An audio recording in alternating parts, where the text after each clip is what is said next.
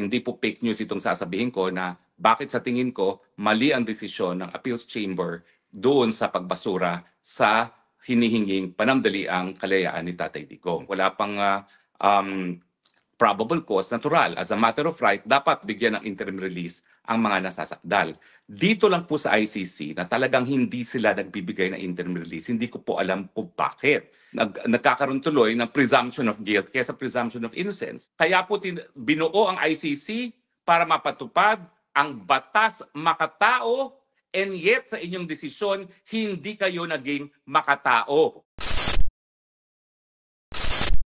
Himay-himayin natin kung ano sa tingin ko ang mga mali ng desisyon ng korte. O nga pala po itong Rappler na fact-checker ng Facebook, community standard ako dun sa isang press release ko na sinasabi kong naninindigan ako na walang jurisdiksyon ng ICC sa kaso ni Tatay Digong. No? Well, Facebook at saka Rappler, opinion ko po yan. Ako naman po yung nagturo ng international law for 20 years. I have a postgraduate degree, a master's of law degree in international law under the world's greatest international lawyers, Professor Eli Lauterpacht, Rosalind Higgins, and Christopher Greenwood, and Daniel Bethlehem. At ako naman po ay nakapagturo hindi lang sa UP College of Law, kundi sa American University at saka sa NUS. So may karapatan po ako magkaroon ng sarili kong posisyon sa mga bagay-bagay. Hindi palibasa sinabi ng isang hukuman, wala na akong karapatan na pulaan yung decision na yan. No? Dahil dito naman po sa larangan ng batas, bagamat ang masusunod ay desisyon ng hukuman, hindi naman po tama na pagdating sa katunayan, at yan naman po ang trabaho ng fact-checker, mananaig na katunayan na ang sinabi ng hukuman. Hindi po ganun yun. Lalong-lalo na sa issue of law. At lalong-lalo na sa issue ng jurisdiction na nung nauna na pong nadesisyonan yan ng ICC, meron dalawang mahistrado po na nagsabi na talaga namang walang jurisdiction ng ICC. So I resent the fact po na itong Rappler, community standard ako, linilibitahan ngayon ang aking reach dahil dun sa aking sinabing opinion na talagang wala namang jurisdiction po ang ICC.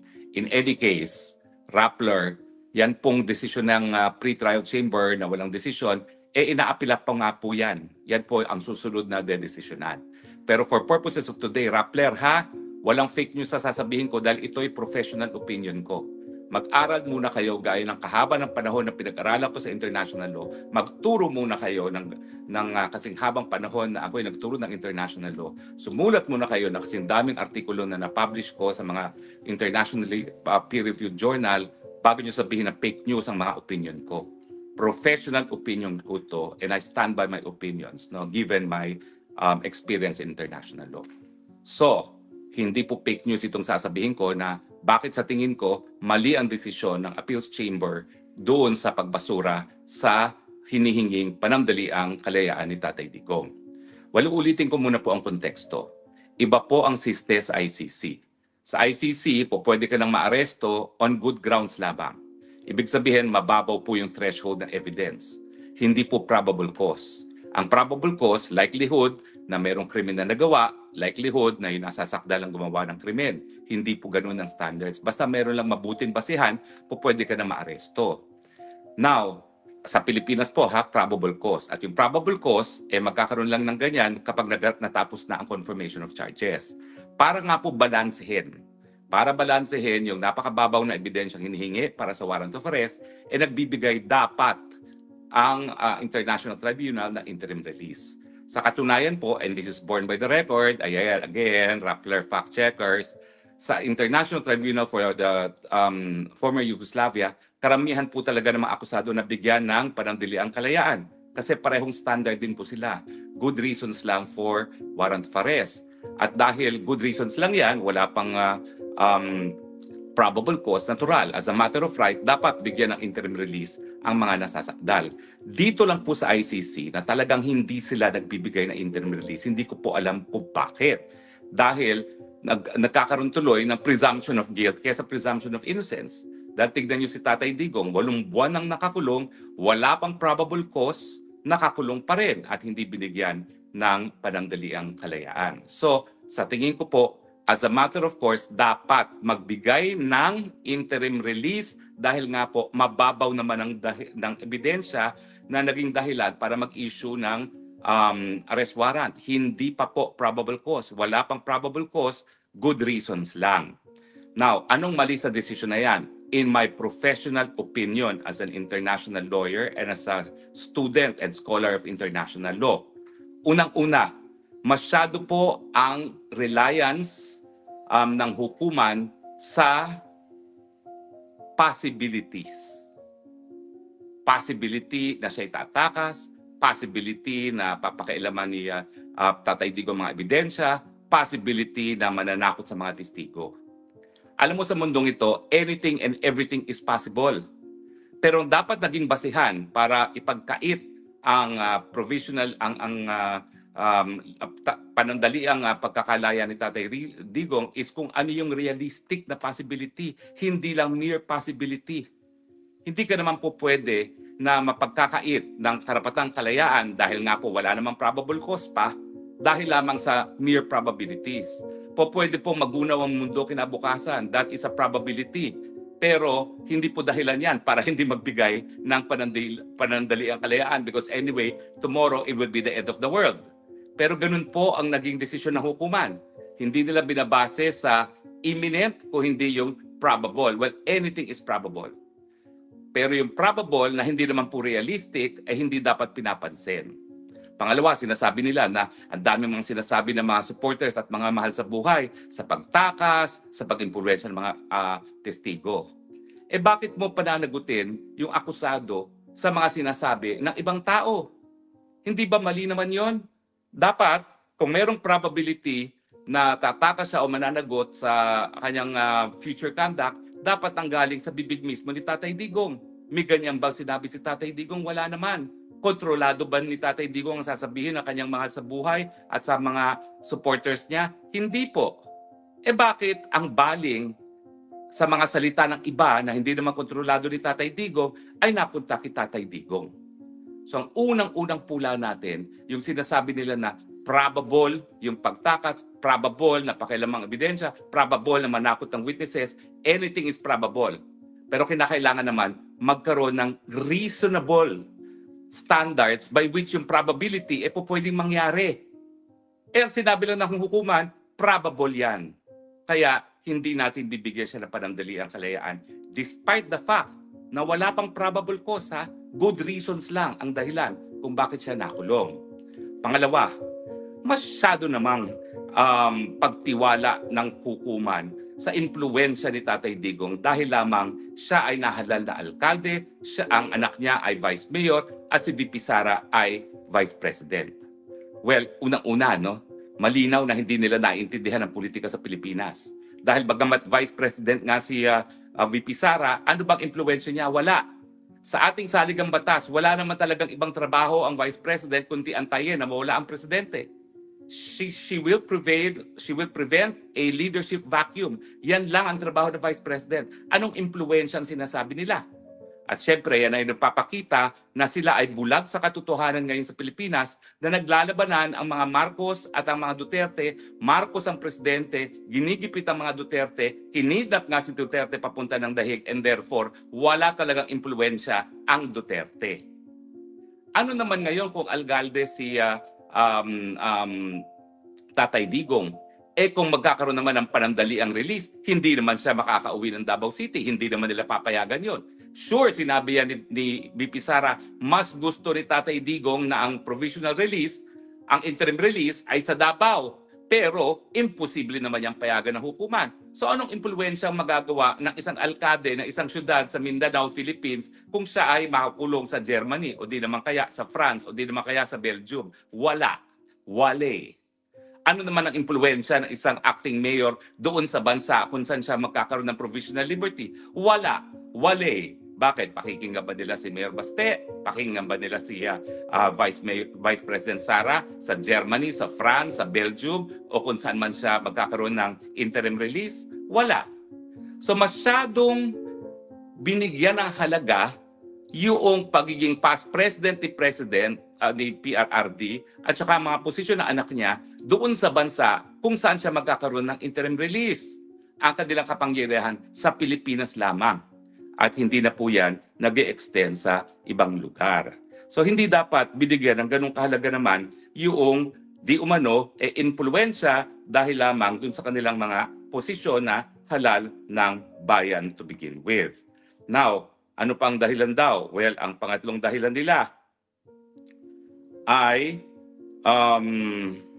dali ho sinulat ko hindi nila binigyan ng sapat na halaga yung humanitarian conditions, yung edad at saka yung mga karamdaman na ni Tatay Digong.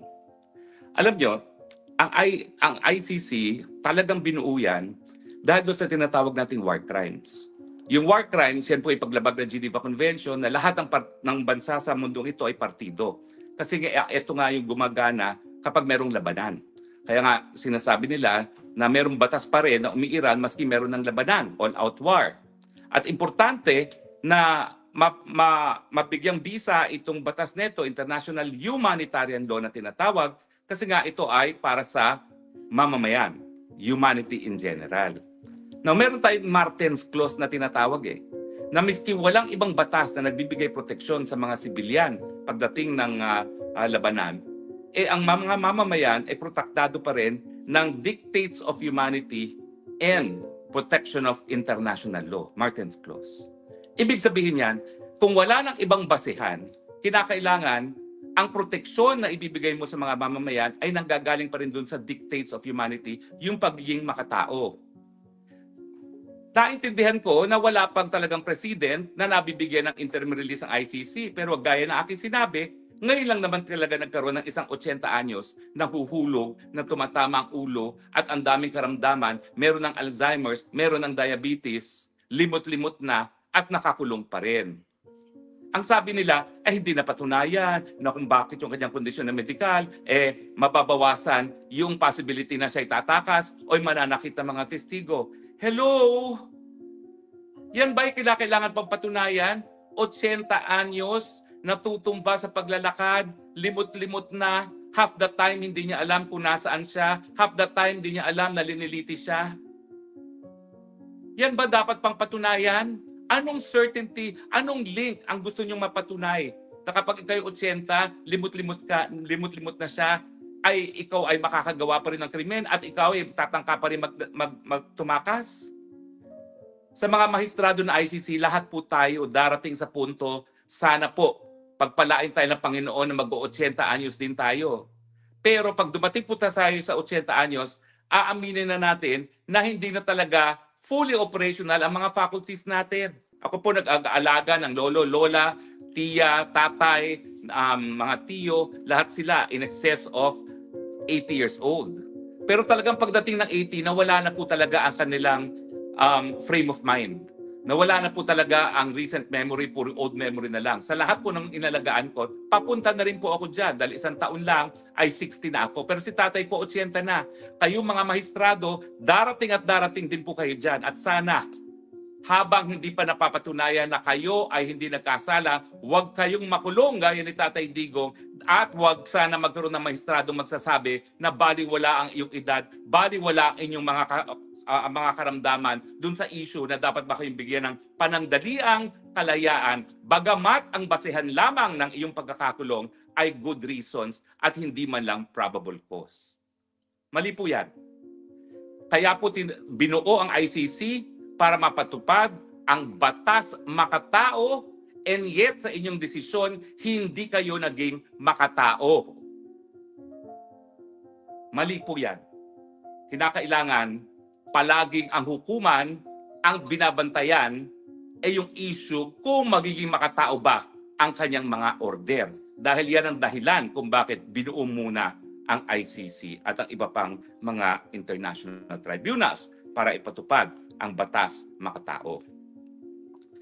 Now, syempre po, dahil nga po sa ICC, good reasons lamang ang dahilan para magkaroon ng warrant of arrest at ngayon, pinagkait ang interim release, ang resulta, pinaparusahan na si Tatay Digong na hindi pa napapatunayan ang kanyang pagkakasala. And yet, nakasaad sa Rome Statute mismo na mayroong presumption of innocence. 8 buwan na po siya nakakulong. Di ba yung pagkakakulong na 8 buwan, parusa na hindi pa napapatunayan ang pagkakasala? Kaya nga po, nagkaroon ng provision for interim release. Yung mga bansa na sumapi sa ICC, ayaw nila na magkaroon ng parusa bago magkaroon ng desisyon ng pagkakasala. Pero ngayon po, habang araw-araw na nakakulong si Tatay Digong dyan na hindi pa napapatunayan ang kanyang pagkakasala, yan po ay parusa. At finally po, no, syempre po, ang huling masasabi ko po ay, yun nga po, dahil nga po, pinarusahan siya, despite his age and despite his frailty, wala pong proportionality. Yung proportionality lang man po, ibig sabihin, bakit ba kinakailangan makulong? Para lang masigurado na siya ay sisipot sa hukuman kung siya ay kinakailangan.